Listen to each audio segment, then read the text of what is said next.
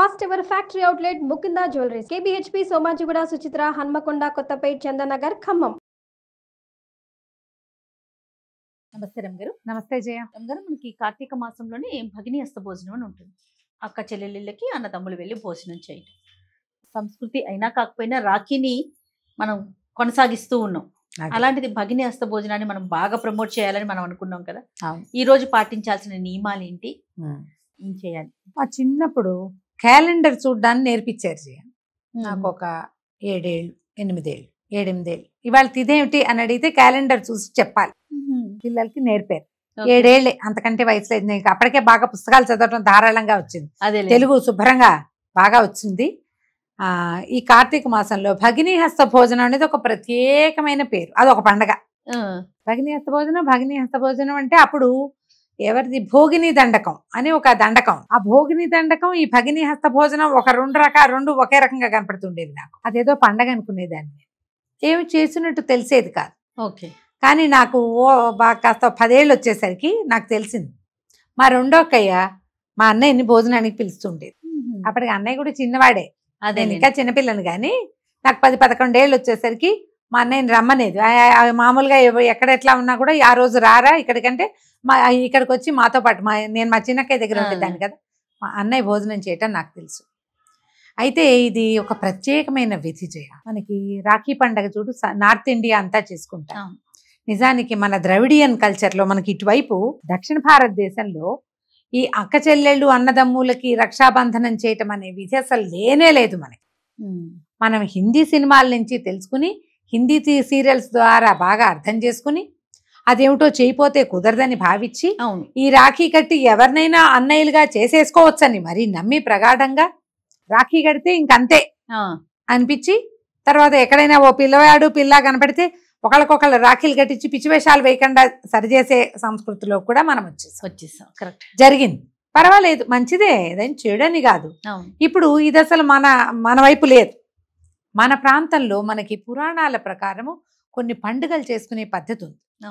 పురాణాలను follow అవుతాం గట్టిగా. మనం పురాణంలో చెప్పబడినవే చేస్తాం. రాఖీ పండగ ఎక్కువగా చరిత్రలో కనపడుతుంది. పురాణ గాథల్లో ఉన్నదేమో అంత ప్రఖ్యాతంగా మనం చెప్పుకునే పురాణాల్లో లేదు.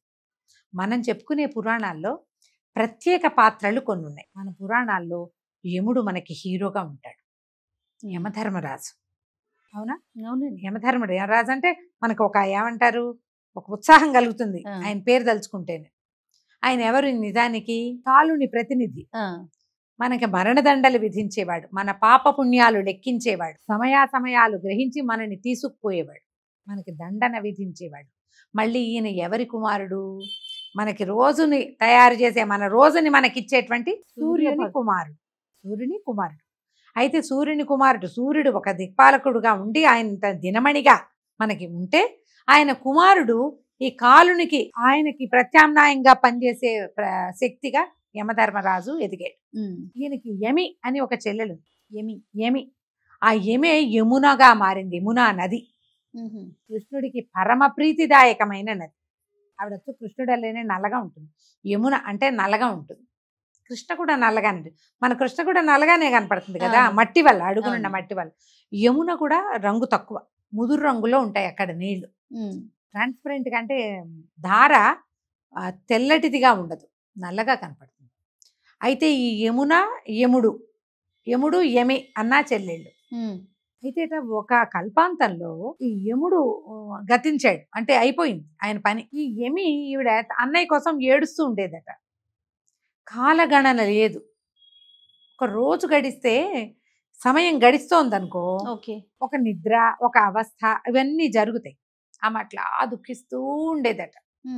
ఆమె నిరంతర దుఃఖాన్ని చూసి అప్పుడు భగవంతుడు పరమేష్టి దివారాత్రాలు ఏర్పరిచాడని కాలము గణన, ఆయన వెళ్ళి ఎంతకాలమైంది, ఈమె ఎంతకాలం నుంచి ఏడుస్తోంది, దుఃఖంలో ఉంది, అది అప్పటి నుంచి గణించడం మొదలుపెట్టారు. ఆమె దుఃఖాన్ని మాన్పడానికి ఇది మొదలుపెట్టారు. కాలం మొదలైందనమాట. అప్పుడు మనకి పగలు వేరు, రాత్రి వేరు, ఇన్ని రోజులు గడపడం. మనం చూడు తెల్లవారితే రేపటికి 2 అంటాం. అవును. మానవులు నిద్రావస్థలోకి వెళ్తే ముందు రోజు దుఃఖం ఎంత కష్టపడినా ఏ తెల్లవారుజామున మాగన్నుగా నిద్ర పట్టింది ఎవ్వరికైనా, ఏ ప్రాణికైనా, ఏ మనిషికైనా తెల్లవారాక ఉషోదయం కొత్తగా ఉంటుంది. బాధ నిన్నటిది కాస్త తగ్గుతుంది. పాతపడుతుంది.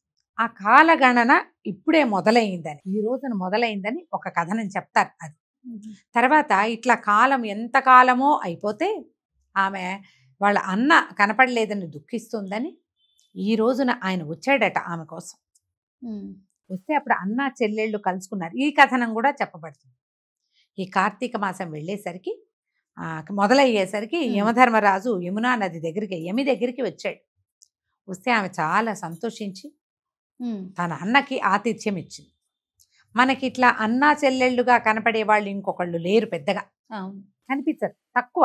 ఎక్కడో ఉన్నాయి కొన్ని కథలు, కానీ చాలా తక్కువ. ఇప్పుడు చూడు, సూర్యుని కుమారుడైన యముడు కాలం అంటే కాలునితో పాటు పనిచేస్తాడు. సూర్యుని కుమార్తె అయిన యమున భూమి మీద ప్రవహిస్తూ ఉంటుంది గంగా నదితో పాటుగా. గంగా యమున అంటాం కదా, వాళ్ళిద్దరు పక్కనే ప్రవహిస్తూ ఉంటుంది. ఇట్లా ప్రత్యేకమైన వ్యక్తులిద్దరూ ఈ రోజును కలుసుకున్నారు. భోజనం చేశాడు ఆయన. అప్పుడు ఆయన ఏం చేశాడు, వెళ్తూ చెల్లెలకి ఏవో కొన్ని కానుకలు ఇచ్చి ఆమెను సంతోషి పెట్టి వెళ్ళాడట. అట్లా ప్రతి సంవత్సరం ఈ కాలగణన మొదలైంది కదా, అప్పుడు ఇట్లాగా వారాలు, నెలలు, ఋతువులు, సంవత్సరాలు, ఈ గణన అంతా అప్పటి నుంచే స్టార్ట్ అయింది వీళ్ళిద్దరు కలుసుకున్నప్పటి నుంచి. ఏటా మళ్ళీ ఆ సమయానికి ఆయన వచ్చేవాడు. కాలం తెలుస్తోందిగా, ఇన్ని రోజులు గడిచినాయని. 365 రోజులు గతించాక మళ్ళీ వచ్చేవాడు. లెక్క తెలుస్తోంది క్లియర్గా. కాబట్టి ఈ రోజున ఇట్లా ప్రఖ్యాతమైనటువంటి అన్నా చెల్లెళ్ళైన వీళ్ళిద్దరూ ఈ రకంగా కలుసుకున్నారు. కాబట్టి ఈ రోజున ఒక అక్క చెల్లెళ్ళు అన్నదమ్ములు కలుసుకుని ఒక చోట, వివాహితలైన స్త్రీలైతే వాళ్ళ దగ్గరికే అన్నదమ్ములు వెళ్ళాలి. చూడు, యముడేమో యమలోకంలో ఉంటాడు, యమున ఎక్కడుంది, భూలోకంలో. ఆయన ఇక్కడికి వచ్చాడు భూమి మీదకి చెల్లెల కోసం. సోదరి ఇంటికి వెళ్ళి భోజనం చేయండి. మనకి ఎన్నో మనస్పర్ధలు వస్తాయి మనుషులం మనం. ప్రతిదానికి ఏదో ఒకటి ఉంటుంది. అక్క చెల్లెళ్ళు అన్నదమ్ములతోటి పడదు. ఏదో కొంత ఆస్తి కోసమో, కొంత భూమి కోసమో, కొన్ని మాటలు, కొన్ని మనస్పర్ధలు ఉంటాయి. ఏదో ఒక చోట ఒక టగ్ ఆఫ్ వార్ లాంటిది ఏదో వచ్చి నువ్వో వైపు నేనో వైపు అయిపోతాం.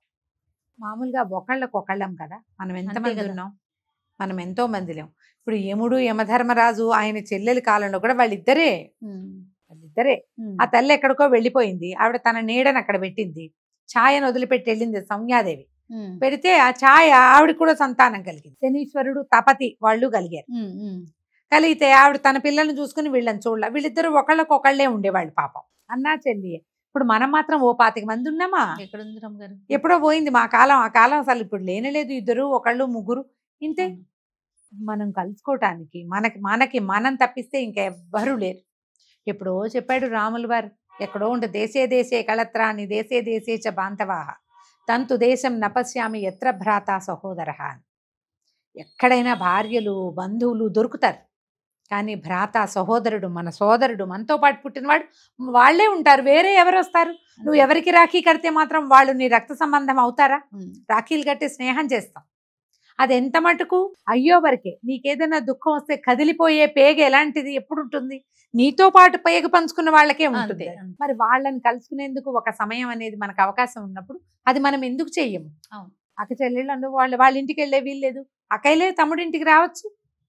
కలిసి ఒక చోట కూర్చొని భోజనం చేసి 4 మంచి మాట్లాడుకుని, కుదిరితే ఒకళ్ళనొకళ్ళని ఏదైనా బహుమానాలతో సంభావించుకుని మీకు అవకాశం ఉంటే పొద్దునుంచి సాయంత్రం దాకా కలిసి గడిపి పంచుకుని తిని సంతోషంగా గడిపితే ఎంతో బాగుంటుంది. అది ఇట్లా పర్వదినం కాబట్టి, కార్తీక మాసం కాబట్టి పర్వదినాల్లో కలుసుకోవటం కూడా మంచిదే. ఈ అవకాశాన్ని సద్వినియోగం చేసుకోండి అందరూ. తప్పకుండా. మేము అన్నదమ్ములను ఒకవేళ లేరు, ఏ కజిన్ బ్రదర్స్ను, వాళ్ళు కూడా మన వాళ్ళే అవుతారు కదా, రక్త సంబంధం ఉంటుంది వాళ్ళకి, మనకి బ్లడ్ రిలేషన్ ఉంటుందిగా, వాళ్ళనైనా పిలుచుకోవచ్చు. చక్కగా ఎవరినైనా పిలుచుకుని నలుగురు కలిసి ఒక చోట భోజనం చేసి ఒక మంచి మాట్లాడుకుంటే బాగుంటుంది. ఇది ఒక ప్రత్యేకమైన పర్వం కాబట్టి దీన్ని ఉపయోగించుకోండి. దీనివల్ల వచ్చే లాభాన్ని అందరూ పొందండి. అవకాశం ఉంటే మీ పద్ధతి ప్రకారం చేసుకోవచ్చు. తప్పకుండా. నమస్తే. నమస్తే చేయండి.